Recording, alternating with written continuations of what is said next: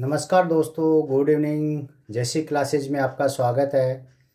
आज हम कुछ महत्वपूर्ण प्रश्न जो कि आपको पढ़ाया जा चुका है उससे संबंधित कुछ प्रश्न कर रहे हैं। उन प्रश्नों के उत्तर मैं अपेक्षा करता हूं कि आप लोगों को भी आ रहे होंगे, आप लोगों को भी आएंगे। आज हम बात करेंगे कि अधिगम प्रक्रिया को माना जाता है। अधिगम प्रक्रिया को माना जाता है। पहला क्वेश्चन है, अधिगम प्रक्रिया को माना जाता है।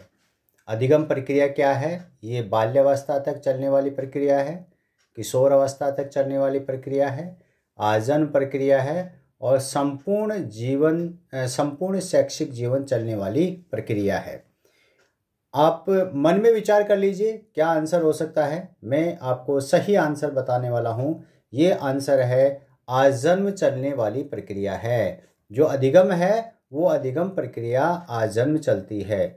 अधिगम का संबंध किसी समय विशेष से नहीं है, अपितु यह आजन्म चलने वाली प्रक्रिया है।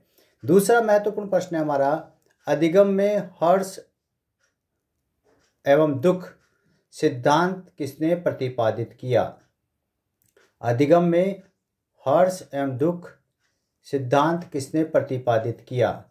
हर्ष एवं दुख सिद्धांत, जैसा कि आप लोगों ने पावलोव का सिद्धांत पढ़ा होगा, थॉर्नडाइक का सिद्धांत पढ़ा है, स्किनर का सिद्धांत पढ़ा है और प्याजे का सिद्धांत पढ़ा है। तो हर्ष एवं दुख का सिद्धांत किसने दिया? आपको यहाँ पर कहीं पर भी आपको ऐसा लग रहा है कि सिद्धांत को तो हमने पहली बार देखा है? नहीं, ये सिद्धांत जो है पहले भी आ चुका है और ये बी.एफ. स्किनर का जो सिद्धांत है, बी.एफ. स्किनर का सिद्धांत है। बी.एफ. स्किनर ने सिद्धांत को प्रतिपादित किया है, इसलिए बी.एफ. स्किनर का नाम आता है। बी.एफ. स्किनर जिन्होंने सक्रिय अनुकूलित अनुक्रिया का सिद्धांत दिया है। ठीक है, आपने जो है हर्ष एवं दुख का सिद्धांत दिया है। तो इस तरह से बी.एफ. स्किनर जो है इसके प्रतिपादक हैं। नेक्स्ट है, अनुकूलित अनुक्रिया का सिद्धांत किसने प्रतिपादित किया? अनुकूलित अनुक्रिया का सिद्धांत किसने प्रतिपादित किया?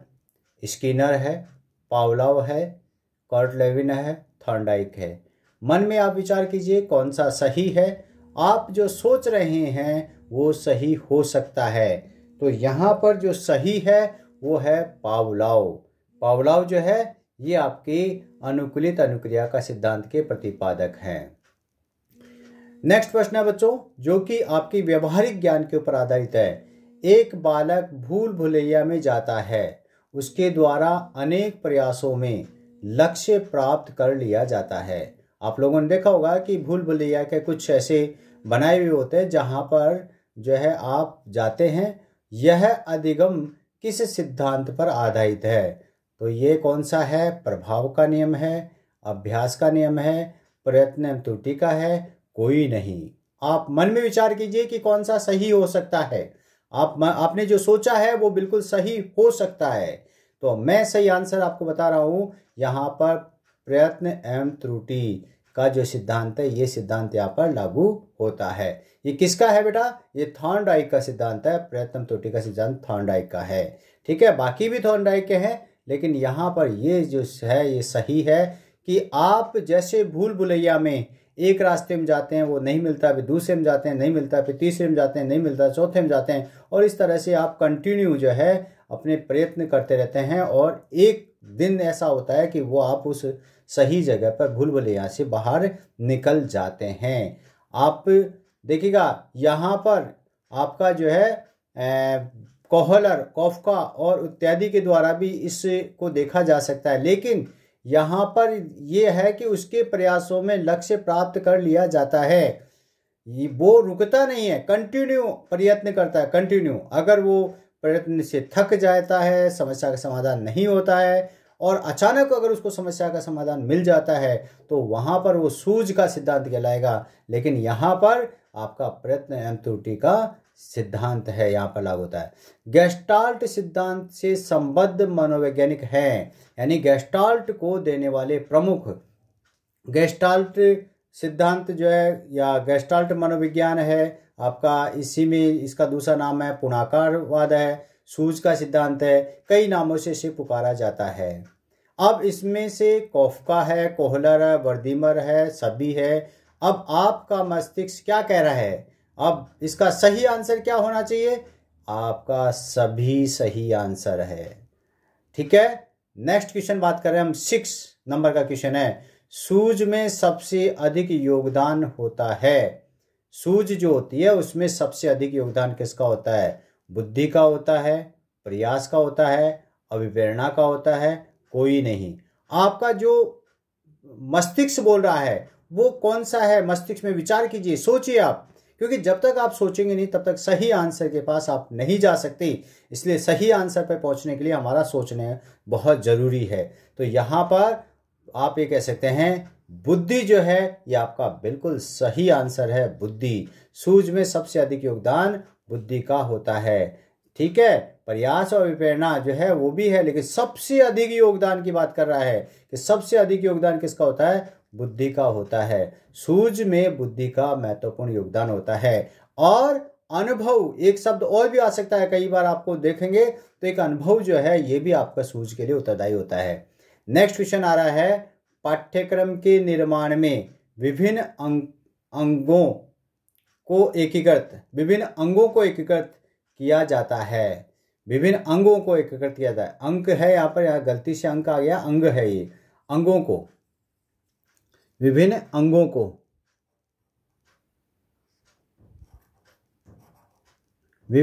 को एकीकृत किया जाता है। तो किसमें? क्षेत्र सिद्धांत में, अनुकूलित अनुक्रिया सिद्धांत में, सूझ के सिद्धांत में, सभी में। किसमें? पाठ्यक्रम निर्माण के विभिन्न अंगों को एकीकृत किया जाता है। आपके दिमाग में कौन सा सही आ रहा है? आप विचार कीजिए कि पाठ्यक्रम के निर्माण में विभिन्न अंगों को एकीकृत किया जाता है। विभिन्न अंगों को एकीकृत किया जाता है, इसमें सबसे श्रेष्ठ कौन सा है आपका? बोलिए, आप बताइए कौन सा सही है? आपका क्षेत्र सिद्धांत, यानी कि जो क्षेत्र सिद्धांत है, इस सिद्धांत के अंतर्गत पाठ्यक्रम निर्माण में विभिन्न अंगों को एकीकृत किया जाता है। ये किसका है? ये कर्ट लेविन का है। अनुकूलित अनुक्रिया सिद्धांत किसका है? ये पावलोव का है। सूझ का सिद्धांत किसका है? ये आपका कॉफका, कोहलर और वर्दीमर का है। ठीक है, प्याजे का संज्ञानात्मक विकास सिद्धांत का संबंध है। विचार कीजिए आप, कौन सा सही है? प्याजे का संज्ञानात्मक विकास सिद्धांत का संबंध है ज्ञान से, तर्क से, बुद्धि से, चिंतन से।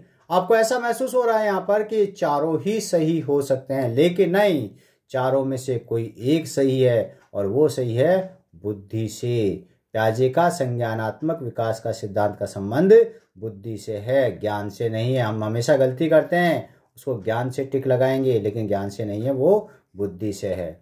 फिर है नैमित्तिक अनुबंधन का सिद्धांत के प्रतिपादक कौन है? नैमित्तिक अनुबंधन सिद्धांत के प्रतिपादक कौन है? तो कौन है बेटा? गिलफर्ड है, स्किनर है, थॉर्नडाइक है, कोई नहीं है।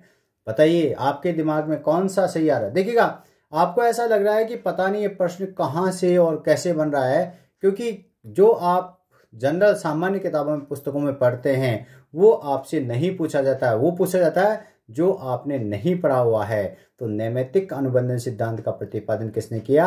आपके बीएफ स्किनर ने किया है। तो इस तरह से दोस्तों आपने देखा कि ये आपके 9 प्रश्नों में से आपने कितने सही किए, ये आप अपना नोट कीजिए और देखिएगा कि आप किस स्तर पर पहुंच चुके हैं और आप आगे कितना आपको प्रयास करने की आवश्यकता है।